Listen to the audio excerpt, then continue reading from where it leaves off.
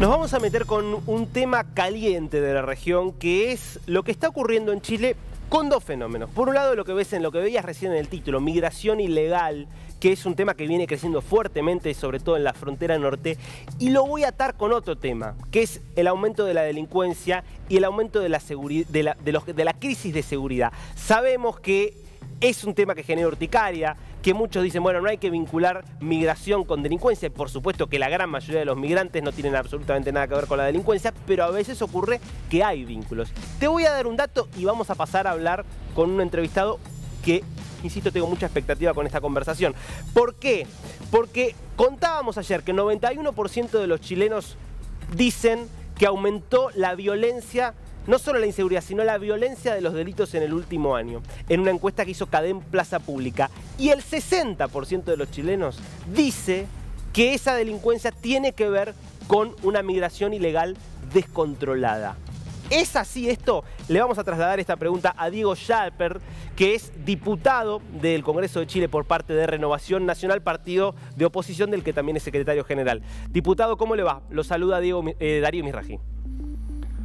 Hola, ¿cómo está? Buenos días todavía aquí en Chile. En Argentina entiendo que también. Correcto, así es. Diego, bueno, le traslado esa pregunta. Eso es lo que mostraba esta encuesta. Muchos creen que hay una vinculación entre el tema delincuencia y el tema migración ilegal. ¿Cómo lo están viendo ustedes?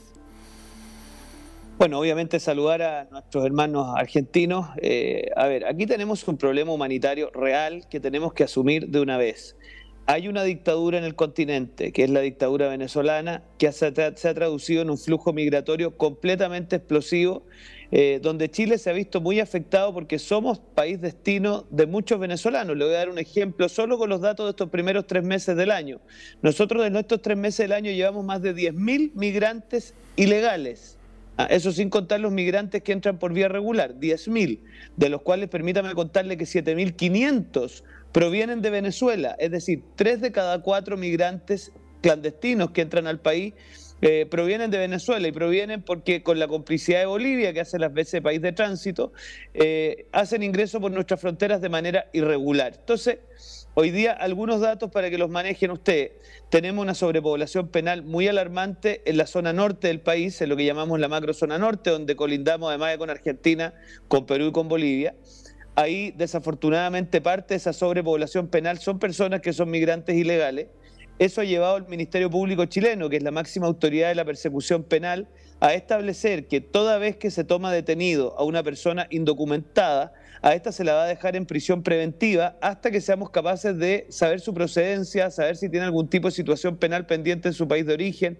Entonces, en el fondo estamos enfrentados a una situación muy complicada, donde desafortunadamente, tal como lo decía usted, la inmensa mayoría de los migrantes es gente que viene a buscar mejor calidad de vida y obviamente mejorar su situación familiar, pero hay un porcentaje que también viene a cometer delitos y que se ampara de la clandestinidad en la frontera para no hacerse cargo de los delitos que tienen en sus países de origen y vienen a cometerlos a Chile. Eso se ha traducido, otro dato interesante, en la evolución de delitos violentos. Chile tenía una tasa muy por debajo del resto de los países latinoamericanos en delitos como sicariato, homicidios directos, secuestro, en fin, y desafortunadamente hemos ido subiendo porque gran parte de esos delitos se cometen también por bandas organizadas que tienen integrantes que provienen de países donde este tipo de delitos son más recurrentes. Entonces, hay una tarea, hay una función. Yo me alegro que esto lo podamos conversar de manera transnacional,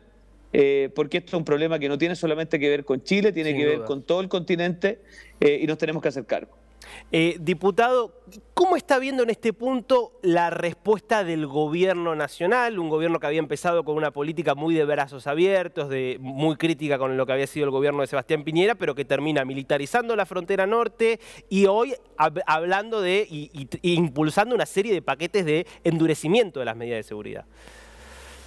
Mire, yo creo que hay un dicho en Chile, no sé si en Argentina es igual, que cuando uno choca contra la realidad. O sea, no es que el gobierno del presidente Boric haya asumido la necesidad de tener presencia militar en la frontera o endurecer sus políticas migratorias por gusto, sino que lo ha tenido que hacer porque la realidad se le ha impuesto. Piense usted que el presidente Gabriel Boric, cuando tramitamos la ley de migraciones en el gobierno anterior, usted sabrá que Chile tenía una ley muy anticuada, el gobierno del presidente Piñera emprendió el desafío de hacer una legislación nueva y el presidente Boric no solo se opuso todo lo que pudo a la tramitación de la ley, sino que además lo llevó a instancias judiciales una vez que el proyecto se había aprobado. Entonces, tenemos un gobierno que tiene una concepción, en mi opinión, equivocada de la migración, porque nosotros todos, a ver, yo soy de familia migrante, todos creemos que la migración es un derecho humano fundamental, pero obviamente los países, Argentina, Chile, todos, tienen derecho a establecer normas que ordenen y regulen su flujo migratorio,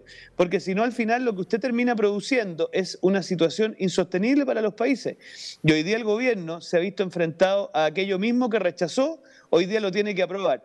Tenemos un director de migración que hasta hace poco era el artífice principal de promover la migración, digámoslo así, clandestina sin consecuencia. Y hoy día, en el mismo diario nacional más relevante del país, sale declarando que él estaría dispuesto a aplicar sanciones penales a los ingresos clandestinos. Usted se da cuenta que eso no sé si da para medalla panamericana, pero al menos da para una medalla importante en gimnasia artística. Ahora, en este contexto, veía que usted tiene un proyecto, una propuesta respecto de los barrios seguros y el papel de la inmigración. ¿Cuál sería un poco la idea de lo que usted está impulsando?